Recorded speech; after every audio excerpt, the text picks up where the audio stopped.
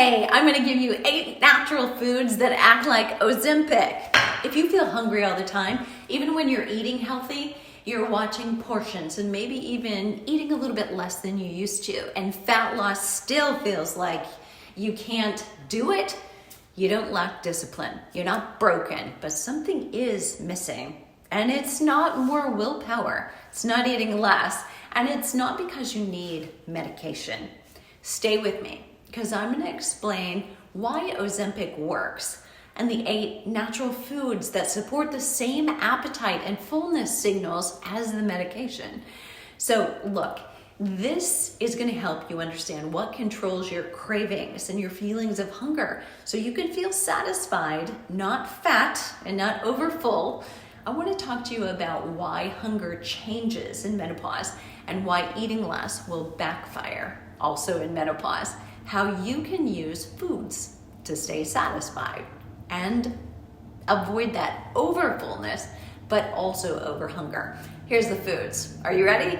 Eggs, salmon or sardines, grass-fed beef or bison, I like elk, extra virgin olive oil, avocado, chia seeds, and nuts, especially walnuts or almonds, and resistant starches. And those are sweet potatoes, a white potato cooked but cooled before it's reheated, beans, legumes, and a little bit of fruit is also okay, but namely berries and citrus fruits. They are the lowest in natural sugar, but the highest in micronutrient density.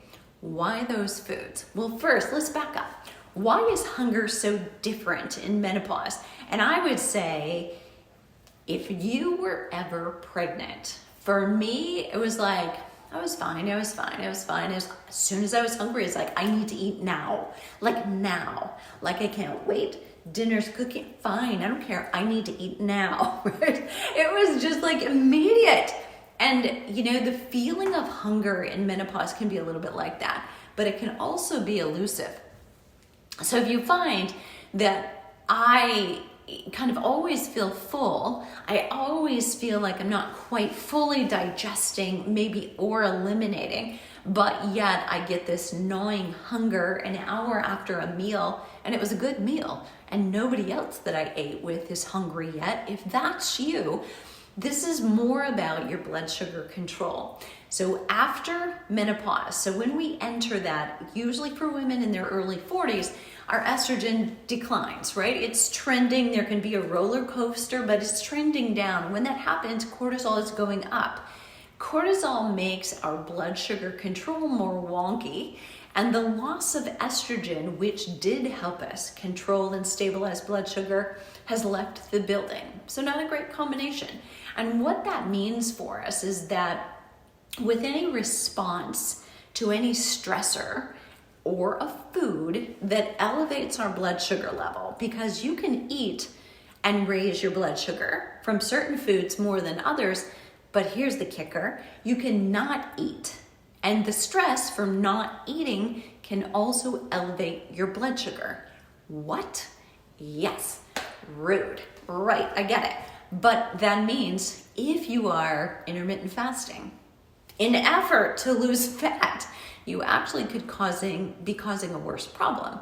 Because if you've gone too many hours for your body, and this is not to say it might work for somebody else, it might have worked for you a year ago or 5, but it might not work today. And if you're experiencing that, again, it's not you, it's not discipline, it's not a need for more willpower, it is just your body's biology and physiology is just saying, no, not today, maybe not this year, maybe not after this at all.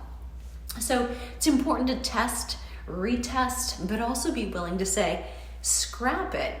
I'm actually not doing anything wrong. This is just the wrong method for me right now. So what can you do? So understanding why blood sugar levels are higher comparatively. So you got stressed, you did intermittent fasting, you did a workout, and you did it when you were 30, but now you're doing it again. And what happens is your blood sugar response is up about 5 beats on average, higher than it used to be, simply because you punch your ticket to midlife. So that is something that we all have to account for. And we have to look at how are we dealing with that and trying to maintain. So we have to be a little bit more careful with the foods we choose to eat. The sequence we choose to eat them can be a big one to help us or hurt us. If you eat the bread from that bread basket the waiter sets out in front of you before your meal, your blood sugar levels will spike by about 75%. I did not slur my words, 75% higher than if you wait and have your carbohydrates at the end of the meal. Now, chances are at the end of the meal, you've already eaten the protein, the vegetables, and your resistant starches like a potato that might have come with your meal, and you don't even want the bread. That's actually working for you, not against you. But if you are having dessert, the best time to do it, yes, contrary to the popular book, is at the end of the meal, because you've had the protein and the vegetables, they've coated your stomach, they have been there waiting, so the blood sugar spike you have, which will be naturally occurring from any food, is not going to be as high if you have that brownie or piece of cake or cookie at the end of a meal, because you have everything there to help balance it. Middle of the afternoon, you haven't eaten for 4 hours and you have a piece of cake, blood sugar's going sky high compared to when you might eat it at another time of day. So that, for you in menopause or beyond, is a situation that you're going to have to deal with forever, just about, okay? So realize that if you're getting those signals, the reason they're coming louder more frequently after menopause than they never did before is because of this blood sugar control. So what can you do about it? The sequence of foods I just described, put your carbohydrates to the end. So even if you don't change anything else, changing the sequence of the food you eat can change the impact by a huge percent. So it's well worth it to play with your food. Move the carbohydrates to last, have the veggies and or the protein first. I don't really care which you do. Have your broccoli and your cauliflower and your green beans or asparagus, and then have your salmon or other kind of protein. But if you're having the protein and then the veggies, that also works. Which one is harder for you to finish and eat? That's the question. If you can't get that protein in, I'd say do that first. So that's part of the reason why we've got changing hormones. That means we don't stabilize blood sugar as well. So we have to navigate our habits better. Why do the foods I listed give you an edge? Number one, almost all of them are high in or contain some kind of protein. But if they don't, like say the olive oil or the avocado, they're high in fat. And fat has the least effect on blood sugar as anything. So if you eat avocado, it's going to have a neutral effect and support your blood sugar levels. Likewise, if you're cooking with extra virgin olive oil, you're needing generally some kind of fat. So use a kind of healthy fat. And nuts are very much the same. Walnuts and almonds do the same thing, and they contain a little bit of protein as well.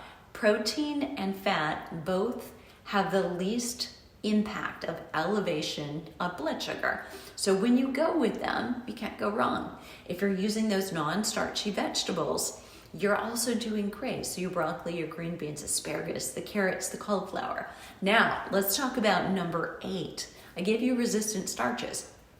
Resistant starches are those things like sweet potato, a white potato cooked and cooled, because it changes the property. Once you cool it off by putting it in the refrigerator overnight, then you can warm it up if you want to. You don't have to have only potato salad and something cold.